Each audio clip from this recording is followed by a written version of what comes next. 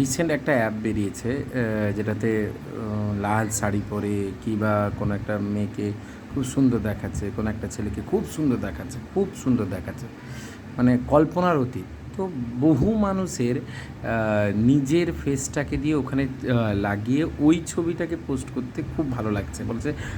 মানে আমি বলছি, কিসের ইনসিকিউরিটি ভাই?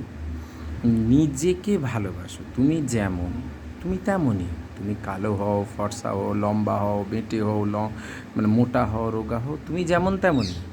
তুমি পারফেক্ট। তার জন্য তোমাকে কোনো অ্যাপে, মানে ওই অ্যাপটা তোমাকে কিন্তু অপমান করে আর তুমি সেটা বুঝতেই পারো না। এর কারণ হচ্ছে ওই অ্যাপটা তোমাকে বলতে যে তুমি সুন্দর নও, তোমাকে আরও সুন্দর হতে হবে। তা ব্যবহারে সুন্দরতা আনো, মানসিকভাবে উন্নত হও, মনকে সুন্দর করো। শারীরিক মানে সৌন্দর্যতে কিছু যায় আসে না।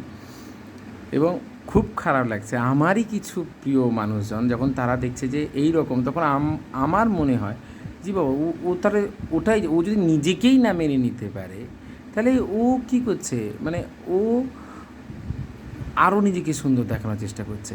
এই সুন্দর দেখানো চক্করে সে নিজেকেই অপমান করছে।